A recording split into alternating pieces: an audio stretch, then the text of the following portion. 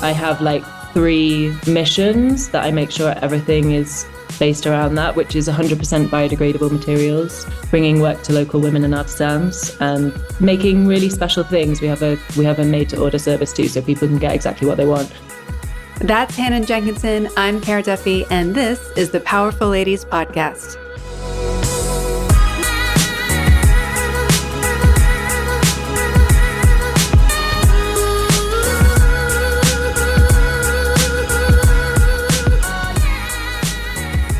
So we find a lot of people through Instagram doing very interesting and cool things. That's how we found you. And actually, my friend Mike reposted your story, which is what I found. So my first question is, do you even know who Mike is, or is it a random person sharing you that led to another random person? I think I know who he is. I think he came to Cusco and we had a chat around the fire at a beautiful hotel. Yes, I think that's who it is. I think it is too. I know he's been there. Are you based in Cusco? So yeah, I've been here for 3 years. So yeah, I'm full time here in Cusco. Yeah. That's great. I was there years ago now with a skate tour. We did Argentina, Chile, and Peru, but we did Lima, Cusco, and Machu Picchu. And we were lucky enough to be in Cusco the day of the like foam party festival thing, which was unexpected and a little bit crazy, but it was a really fun afternoon. Very, there are 8-year-olds and 8-year-olds running around. So it was fun. Amazing. Yeah, that's great. Nice. Well, before we go any farther, let's tell everyone your name. We already know where you are in the world, and then what you're up to. Yeah. So my name's Hannah Jenkinson. Currently in Cusco, Peru. And I have a brand called HJK, Hannah Jenkinson Knitwear, which, we have a physical store here in Cusco, like a kind of store workshop space. And selling online. So we do handmade products, working with the local ladies and local artisans, mostly sweaters, like that's my background, mostly fashion, but we've just started doing shoes and yarn and we're expanding because we can make lots of beautiful things here. Yeah. And how did you end up in Cusco? Yeah. Well, a series of serendipitous events. I got a free trip to come here, sponsored by the Peruvian government, to go to Peru Moda, which is like a fashion trade show here. I just kind of came. I was living in LA, like kind of fed up with living in the system, and I was like, okay, fine, I'll go and have this free trip, whatever. And then met loads of amazing groups of women who made handmade products, and also met someone who's one of my best friends now. Just we happened to be in the same Airbnb, and she lives here. She's from Ireland, and she told me about life here. She was like, oh yeah, you should just set up a store in Cusco. Like, you should just do it from here. Like, you have the beautiful materials, like the baby alpaca, all the women know how to knit. And she kind of like put this little idea in my head of like, oh, okay, like maybe I could really live life in a totally different way and do something that I've wanted to do for so long, which is run my own business and do my own designs. I traveled for a little bit at the end of 2019. And then came back again at the beginning of 2020 for what I thought would be 3 months. And it was 10 days before the lockdown. And I just decided to stay. And I didn't want to go back to Los Angeles. I hadn't lived in the UK for years. So I just decided to throw myself in at the deep end and just be in Peru. Moving abroad is not easy. It's not easy to go from the UK to LA. It's not easy to go from LA to Peru. What hoops have you had to jump through to set up a business in a foreign country and then to actually get to stay and live there? Yeah, totally. I mean, here it's quite easy. So I actually was in New York before LA. So it was very step by step, it never felt like, oh, I'm going to go to Peru and set up a business. It was very I'm in Peru and it's the middle of the pandemic, like, oh my God, like, what am I going to do? And then, a store became available and it was like, oh, okay, like, I think I can try it. And it was all very one step at a time. It was never like, I'm going to do this and do this business in Peru. So, but yeah, I had to set up the business legally. And then the business can sponsor my work visa. So yeah, I had to do all that. I mean, after 9 years of doing visas in the States, then it felt like a breeze. If you tick the boxes, they're not going to say no. So yeah, compared to the States, it felt pretty smooth. But yeah, there's still like legalities and stuff. And yeah, getting friends to help me translate. And, I didn't have any Spanish when I arrived here. So it has improved a lot, but I still struggle with with some things. But yeah, it's all figure outable. It so is. I lived in Germany for 4 years and I moved there knowing no German. Yeah. And even at the end, like I was proud that I could order takeaway on the phone or in person.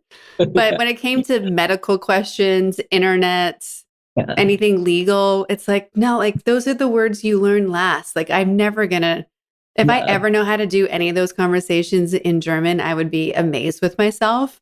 Yeah. But can I function on an everyday basis and get we're surviving. Yeah. Totally. If someone calls me and I feel confident to pick up the phone and like listen to what they're saying, then it's a big achievement. Yeah. And, there's so much to be said about the economy of Peru and the artisans. So for people who don't know, let's tell them a little bit about that. Yeah, I mean, Peru is still so rich in like traditional handmade things, especially the textiles. And yeah, the people here are so proud of it. Like if they've made something, then they're so proud to show and share. And yeah, there's all sorts of stuff. I mean, the weaving, there's really like the whole span of like they own the alpacas or, some communities, a lot of the communities that I work with, they own the alpacas, they care for them, they shear them every year. It's a big community thing. They spin the yarn, they dye the yarn with the local plants, they weave them into these amazing, like mantas, which are like kind of all-purpose like blankets and ponchos, and then there's all sorts of other crafts too. Knitting is very popular. You'll see women, they just like walk and knit at the same time, or like walk and like spin this yarn at the same time, and it's just like they're so skilled, and it's still very much part of the culture,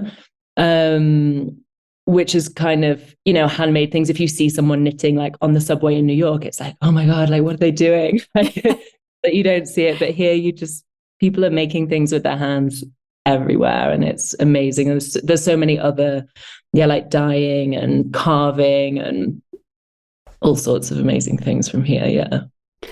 And is this the first business that you've created? Yes, it is. Adds another level of like pride I have for you, because to start a business is a big deal in general. And then to start it in a country where you're not speaking the language and have to figure out all the things. Do you ever listen to How I Built This, that podcast? Yes, I love that. Yeah. One of my favorite episodes is about Jenny's ice cream. And she talks about how she had no idea how to make ice cream. Like if I remember correctly, she like couldn't even cook when she started. And the fact that she had no idea what she didn't know, and she didn't have any concept of like the right way to do it, it actually allowed her to be so much more successful because she just kept figuring it out. How has the journey been for you to create this business in a foreign country and to do all the things you should or could do? And how are you choosing? Because there's so many things like every day to decide. Yeah, there's so many things. I guess like to go back a bit further, like I went to Parsons to study design, like, and pretty much since I graduated, like 10 or 12 years ago, I really just wanted to do my own business. And I worked for other people. I worked for some really amazing designers and businesses, but I didn't love working on a schedule, doing things in the way that the business prescribed me to. And So it was kind of, yeah, it's been kind of a balance of me doing this for a long time. Like I've been a designer for a long time.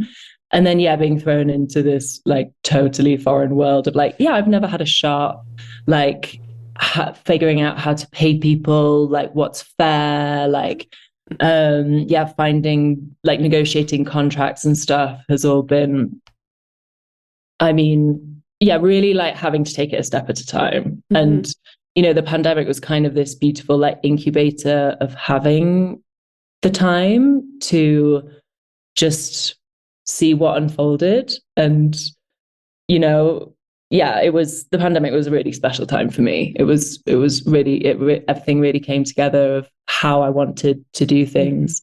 Yeah, it can still be quite overwhelming sometimes, just needing to like figure something out and having to translate it and like not knowing the system and like, you can't just translate like the tax system. You can't put that into Google Translate. It's a totally like there aren't the words to like to figure it out. So yeah, it's still an adventure. It's still sometimes feels quite bumpy and like, oh my God, like how am I going to grow? Like, how am I going to create this business in the way that I really envision it and what I know its potential could be? So yeah, not sure if that answers your question. But... Well, there's just so many parts to it. I being an entrepreneur is a roller coaster by the hour sometimes.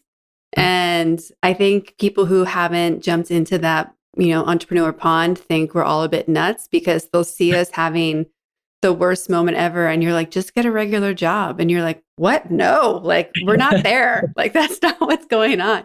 Because, when you've felt that high of having that amazing moment, I'm sure in your case with like the artisan or with the customer who's so happy and just seeing it all work. Yeah. It just kind of stretches the emotional scale that we've had previously. And so whatever would have been our worst moment before is now not our worst moment. And what's our happiest moment before may also not be our new scale. And I think it's a bit tricky to understand that when you really love what you're doing and it just shifts how you think about it. I know when I made the leap, the only concern I had was the financial stress of how, like, is it going to work? How is it? Because you go back and forth between confidence and totally thinking it's going to all fail. But all the other stress went away. Like there wasn't anyone else's corporate drama. There weren't any of the politics. It felt so peaceful, even though I was scared about something that everyone else freaks out about at a high level. I felt like I had the capacity to manage that one pillar of how do we fix this versus 100 things I had before. Yeah. Yeah, totally. I mean, it definitely builds resilience of just, knowing that I can figure it out. Like I've been doing it now for what, like 2.5, 3 years. It's like, okay, I've got a gauge of it. And when I first opened, it was like the first few sales that I made, I was just like, oh my God, like someone's just come in and bought stuff, someone that I don't know, especially like, because, friends and family have been super supportive, but like someone that I don't know, just buying something or like saying, oh, this is so beautiful, like overhearing the customers' comments of like, yes, yeah, the highs are high and it can be incredibly stressful sometimes too. Yeah. How challenging has it been to get exposure in the European or US market? And how has, social media and digital marketing supported you in that process? Yeah, it's been quite difficult. I've just redesigned the website, just reshot all the products. I did a trade show in the States like at the beginning of last year, but it wasn't the right thing. Like for people to really appreciate something that's handmade is like, and Europeans and Americans, they do appreciate when they come in the store and see it, they really appreciate it. But it's growing the business. I'm not really at a point where I can just go and do a load of trade shows. Like I'm self-funded. I still have some clients that I work with that help me, grow. So yeah, quite difficult. Like yeah, I mean, you kind of just need money for that. Like, people don't set up fashion businesses without funding usually. So, yeah. Well, and I hate that people think like if we build it, they're going to come. Like, yeah. No, like there's so many things out there. You have to like run around and scream at the top of your lungs. And I fight with a lot of clients about needing to do direct sales and how it's no matter if your entire business lives in a digital space, you still need to knock on doors. You still need to call people. You still need to do that, on the ground work, because it's honestly how most businesses are working. Yeah. Getting it in front of people is like a whole thing. Like, you have to pay for the marketing, you have to do it. And fashion's competitive, it's not like it's like it's a competitive market. And it's definitely a challenge to grow. Yeah. There's obviously the element of really helping the community there and using the natural materials. How much is sustainability or doing things the ethical way? How is that woven into your business? Oh, I mean, and I forgive the pun. Right. Literally. I mean, that's everything. I mean, everything is, I have like 3 missions that I make sure everything is based around that, which is 100% biodegradable materials, bringing work to local women and artisans, and making really special things. We have a made to order service too, so people can get exactly what they want. But sustainability is everything. I mean, when I was working for other companies, I was so disturbed by how things were done. And I was like, okay. And I was pretty much ready to leave the fashion industry when I left LA. But then I was like, I think here I can do it in a way that I feel really good about. So we don't use any nylon, acrylic, or polyester. Everything could literally go into the compost once it's been worn to death. And our dyes are Ecotech certified. So that ensures that there's no harm done to the environment. And then we will also do plant dyed colors on request. Sometimes we do like a little line of like naturally dyed products, but it is a mission. Like, it's a whole other process that is like, consistency is near impossible.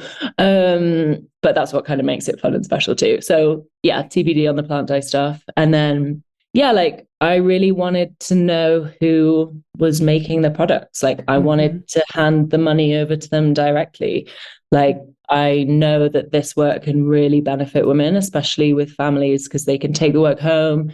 They can do it in their own time. If they want to do it fast, I'll give them more projects. If they're busy and, looking after kids and stuff, then they can do it however they want.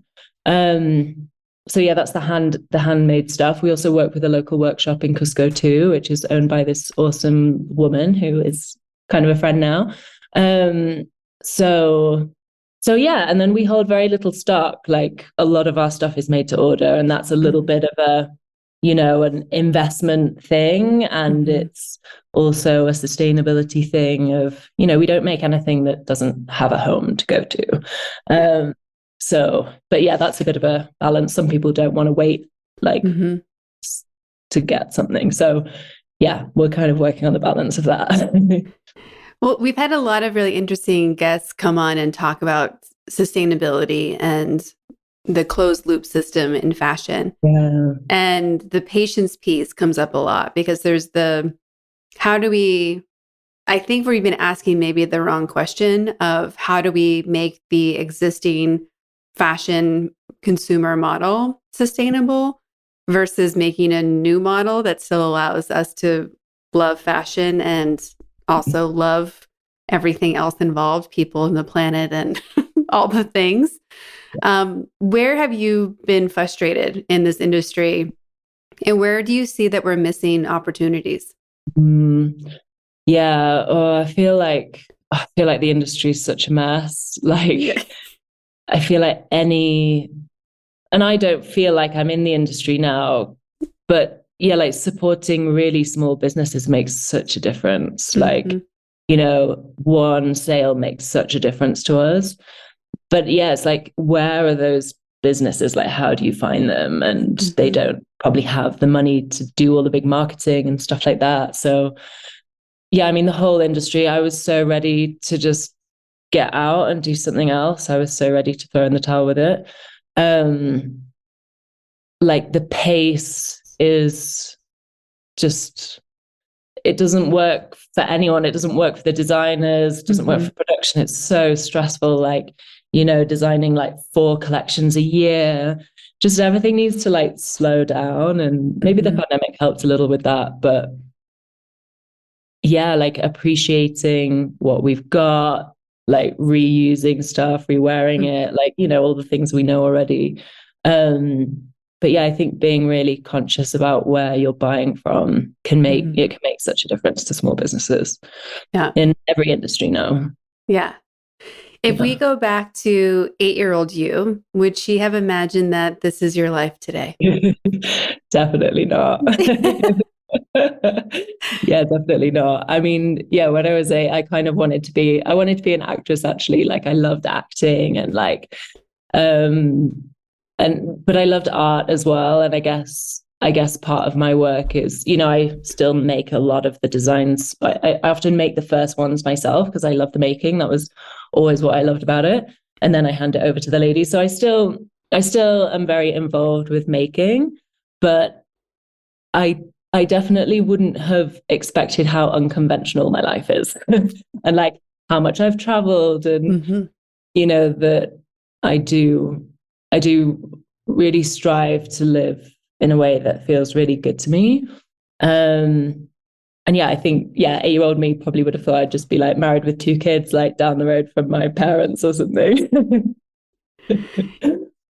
When you look at that journey you've had from the 8-year-old you to now, what are you most proud of? I'm really proud of the business that I've built. Yeah, I'm really, really proud. I love having a shop, and there's something about like having a physical store that really like puts you in the center of a community. And like here I have such an amazing community, mostly of like badass women who are also like doing their own businesses. And here it's kind of possible to do things in a different way. So yeah, I'm so proud of the life that I've built here. It's absolutely kind of not what I expected for myself, but I'm really proud that I'm doing what I wanted to do, which was working with local people, like bringing them work and making beautiful things. And that's what I love. What's the hardest part about being in Cusco? Being so far from family. Yeah. It's such a long flight. It's like really not, you know, my family are in the north of England. It's a mission to get back. I can't just like pop back just to say hi. So yeah, that's definitely the downside. There's lots of other great things about being here. Yeah. No, it's there's a great quote, or a letter that I believe Thomas Jefferson wrote to his son when his son first went to France for the first time. And he said, "I'm so excited for you to go abroad. You're going to have your life enriched in so many ways. But I have to warn you that you will never feel satisfied again." Yeah, right. and I read that after I had moved abroad, and I was like, it's the truest statement ever. Yeah. Because suddenly your favorite people and your favorite restaurants and your favorite places will never be in the same vicinity again. Like, I remember going to a friend's baby shower and like bawling on the ride home because I was like, I will never have all of those people around a table. Like, I was so happy for her and so jealous for myself that like, that would be a very weird reality. Like, something crazy must have happened if everyone's like, sure, we can make it. So it just requires so much more effort. I think also you start to appreciate the people who like value that connection and keeping it.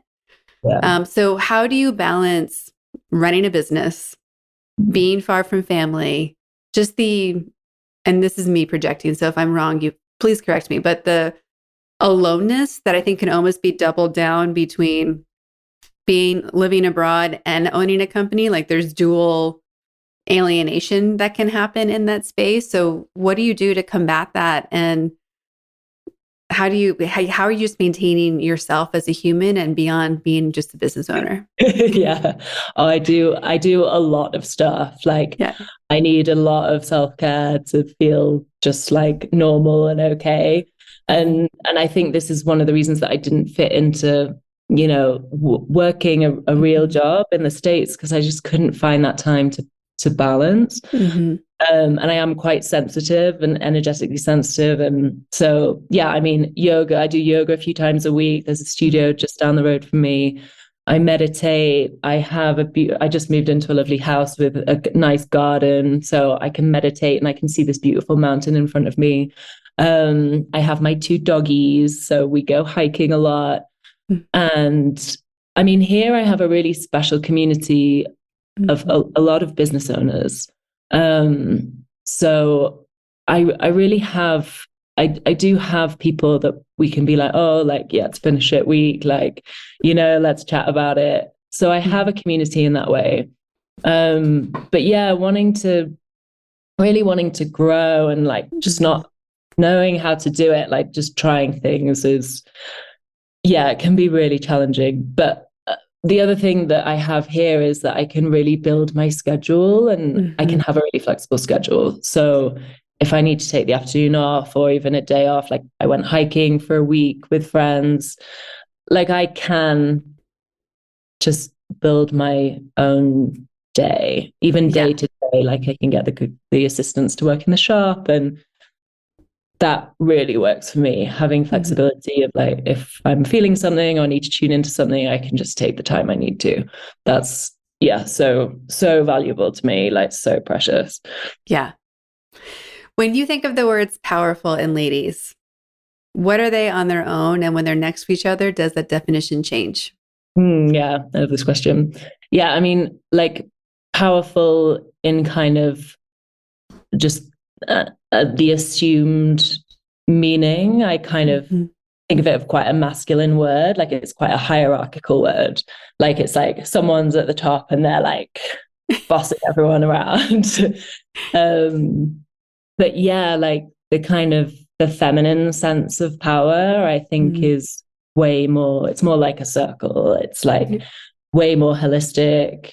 It's a circle, but it's also a cycle of like knowing when to retreat and when to go inward and self-care or whatever you need to do. And then knowing when to push and hustle, and like knowing that there's always these cycles in life that it's not just like pushing all the time. It's like giving yourself what you need, as well as like, it's like internal and external and very holistic.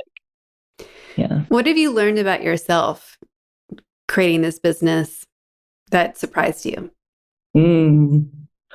God, I think I have way more, I guess, like tenacity than I thought to like make this happen.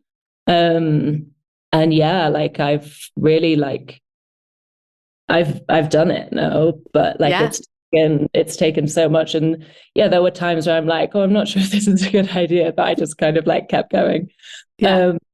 So yeah, I think I'm like, oh wow, like I really did this, and I did it in a country where I hardly knew anyone and didn't know the language and all the things. So it's like, oh wow, okay, I've done something here. Yeah. Is there a movie that you think is a summary of like what it's really like to move abroad and start a business? Like, if someone's like, what's that experience like? Could you direct them to something?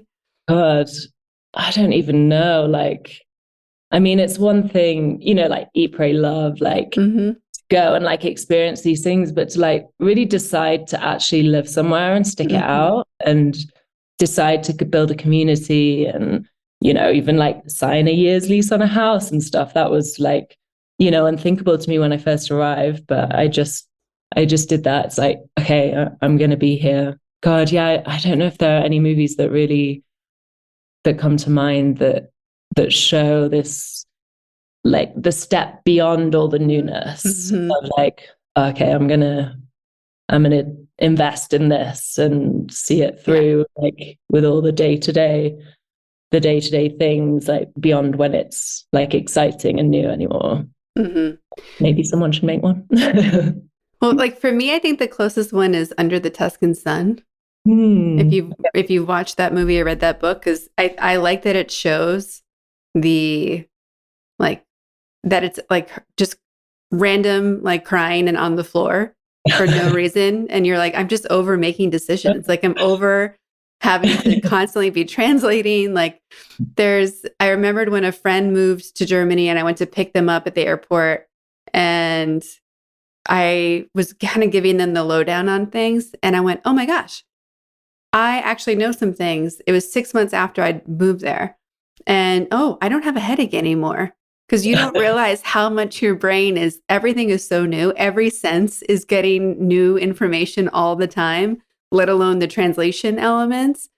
And I remember calling a friend trying to buy a couch. And I was like, white or gray? And they were like, what? I'm like, white or gray, just pick.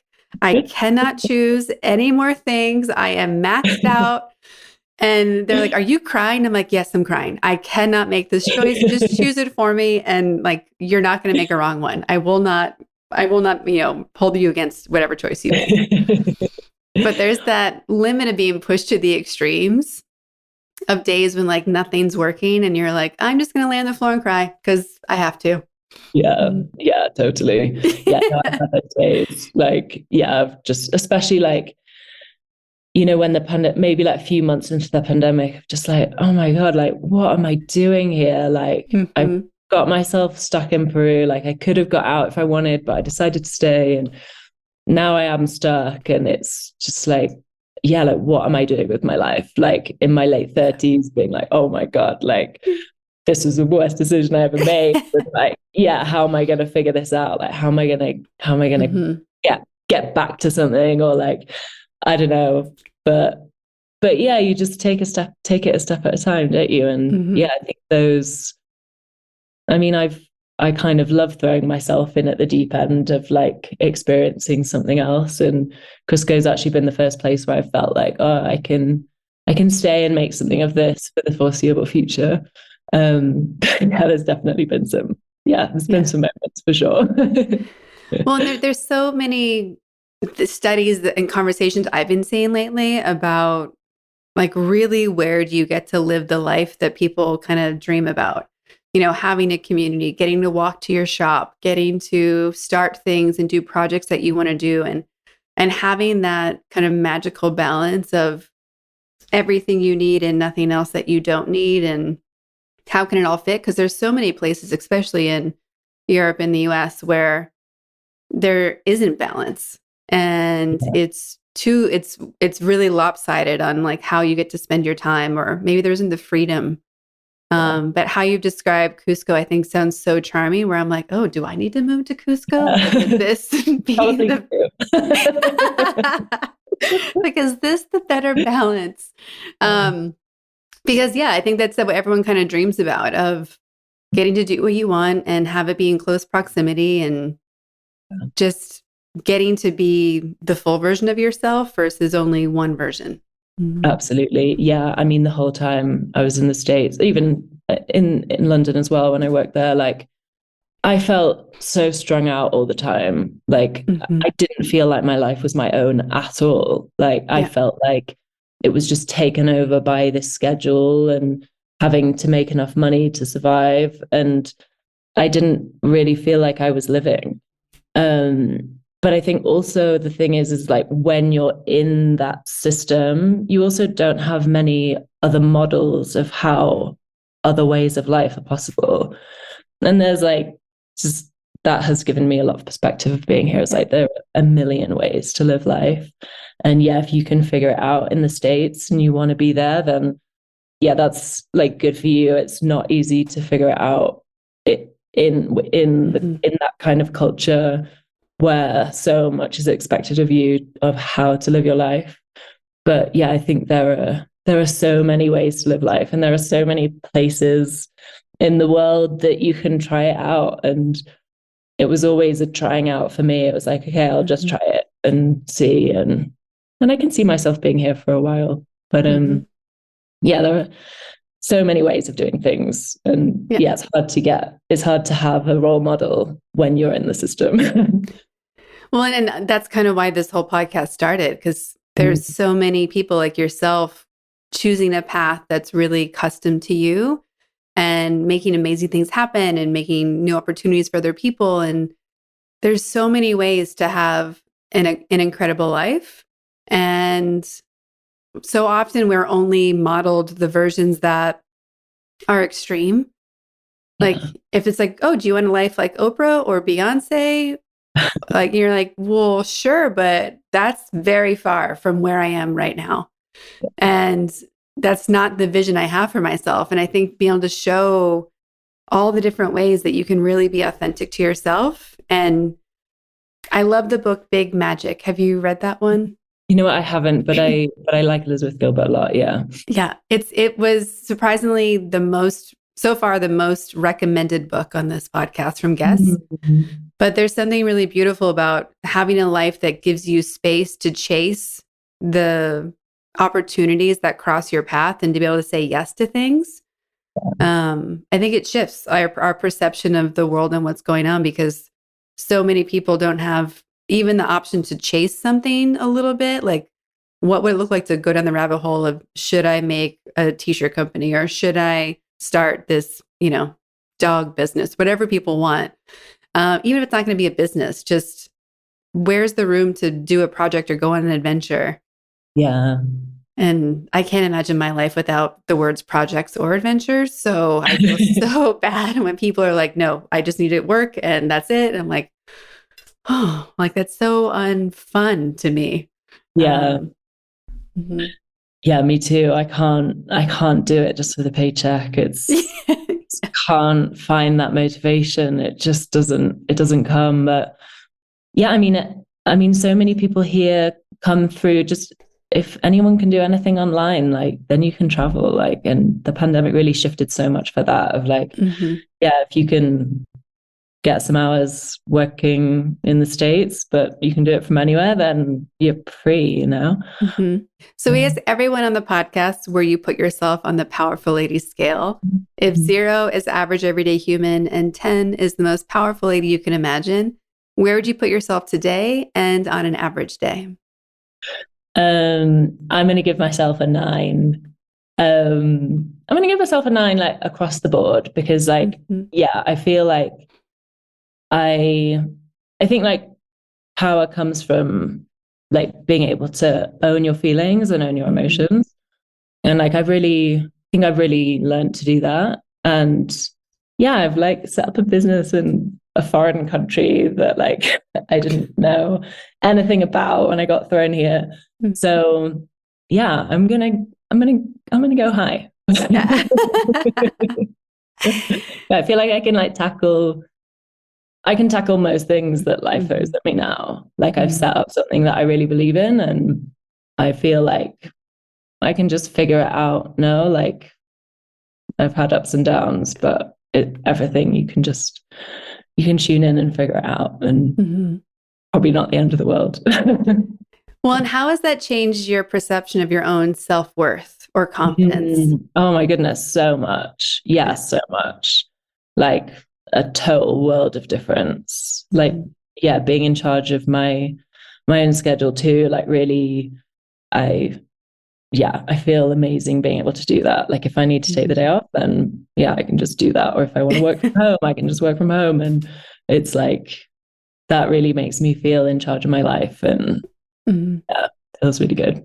And then I also love wondering too, like, what have you given away or let go of? Or what are you saying no to that you maybe didn't before? I mean, living a life that's expected of me. Yeah. Yeah. And that's sometimes really hard to let go of. Like, even if it's not your own expectations, it's like, yeah, living a life that doesn't look the same as other people's and doesn't hit the benchmarks that other people are living to. And I wonder, even if I wanted to now go back and like get a real job, I just feel like I wouldn't be able to. Like I wouldn't be able to fit back into the system, which is, I mean, I don't ever see myself doing that either, but kind of like I got to keep going on the path that I've set out on. And yeah, the things that I thought would be in my life maybe won't be, but it's something else. No, it's like different things will be there. Yeah, it's one of my favorite quotes is, you must be willing to let go of the life you had planned to have the life that is waiting for you. And sometimes that quote gives me reassurance, and sometimes I really hate it and like want to throw it against the wall. Because you're like, no, I want what I wanted. So it's this really funny, back and forth about surrendering to it and then refusing to surrender to it. Yeah, right. Yeah, I feel that too. Yeah, I have a quote from Mary Oliver, and it's the last line of one of her poems, but it's, what will you do with this one wild and precious life? And yeah, sometimes if I'm like, right, I should just, oh, you have it? Oh, yay. A friend just gave it to me framed. Oh, beautiful. Yeah. Yeah, it's kind of like, yeah, like, what are we here to do? Like, we have this life. Like, why not do something that you feel passionate about? And that does give me a little bit more strength sometimes when it's like, oh my God, what am I doing? It's like, well, this is the only thing that I want to do. So I'm going to just do it and figure it out. Yeah. I don't believe that life is meant to be predictable or easy. Like when it's, the fun part is kind of getting into the dirt and making something or collaborating with people and doing the things that feel like, oh, this is what living is. Yeah. You brought that up earlier, and I think that's such a great question for people to ask themselves of like, when's the last time you felt like you were really living and taking advantage of this life that we get? Because I just want to feel that way as often as possible. And I think I share the same gene that you have of running away and jumping, like cannonballing into something new is when I often feel that way the most. And I'm like, okay, how can I feel that way without having to burn everything to the ground and start over again? Yeah. I know. I've kind of got back to some balance with that of like, okay, just like focus instead of like jump. I was going to say something regarding that. Oh yeah, I think like often that stuff is like what's on the other side of fear. And it's often like going towards or like accepting that like the fear boundary, like the fear wall of like seeing what's on the other side of that and just like going through it. And there's always something beautiful on the other side. But yeah, that's the thing that I think keeps a lot of people stuck and like has kept me stuck in the past of like, oh God, I can't do that. Like it's way too scary, but I think that's how we grow now.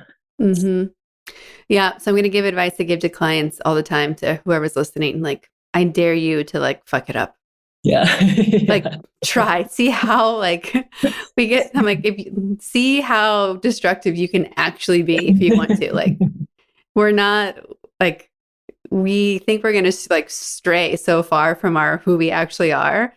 And it's really hard to do that. Like it's really hard to be the boss you're afraid to be. It's really hard to never like, it's just so hard to create the scary scenario that we imagine. Yeah, absolutely. And it's always just like a step at a time. And I think it's just throwing yourself into like creating more space. Like something always fills it. Like that's what I found here of like there's never a void. Like something always fills the space. And if you jump into something, then something will come and meet you.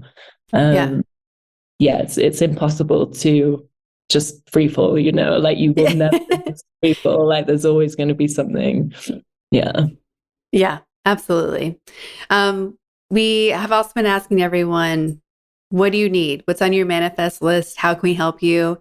This is a big and powerful community, and I really believe that we never know who has the next key that we're looking for.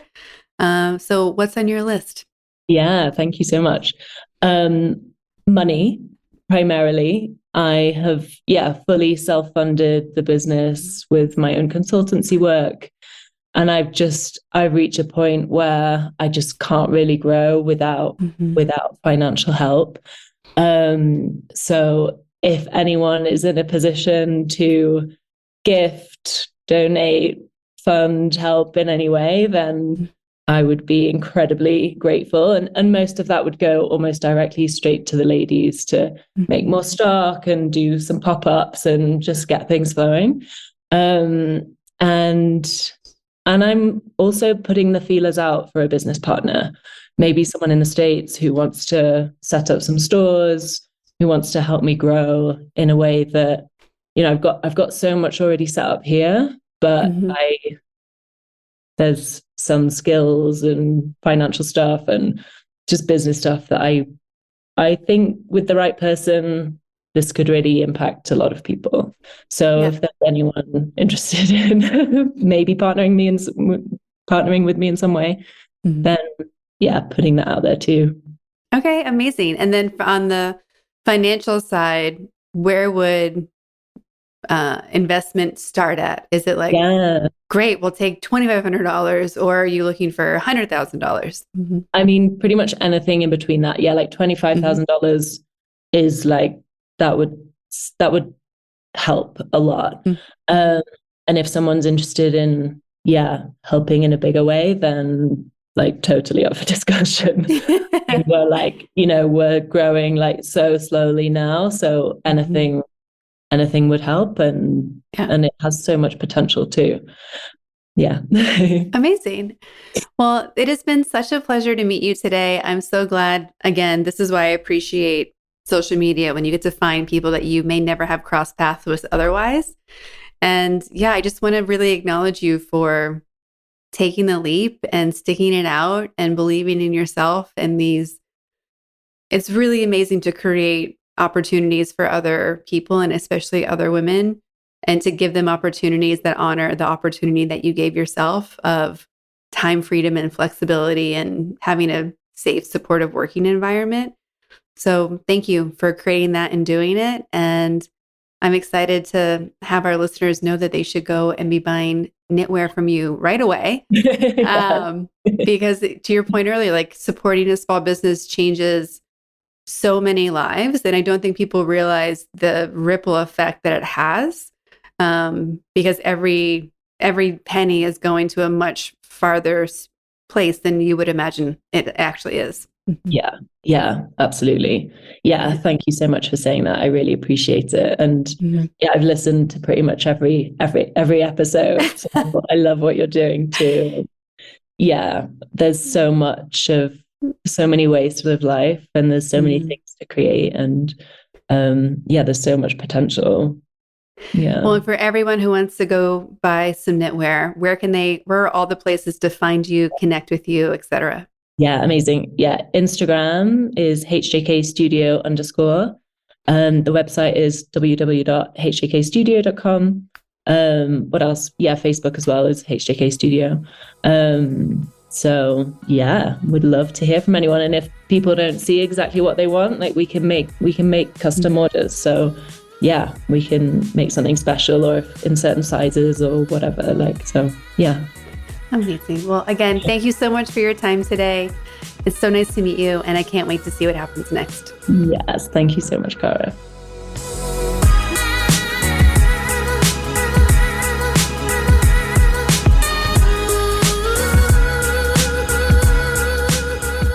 All the links to connect with Hannah and HJK Studios are in our show notes at thepowerfulladies.com. Please subscribe to this podcast wherever you're listening, and leave us a rating and review. Come join us on Instagram at Powerful Ladies. And if you're looking to connect directly with me, visit CaraDuffy.com or Cara_Duffy on Instagram. I'll be back next week with a brand new episode and new amazing guest. Until then, I hope you're taking on being powerful in your life. Go be awesome and up to something you love.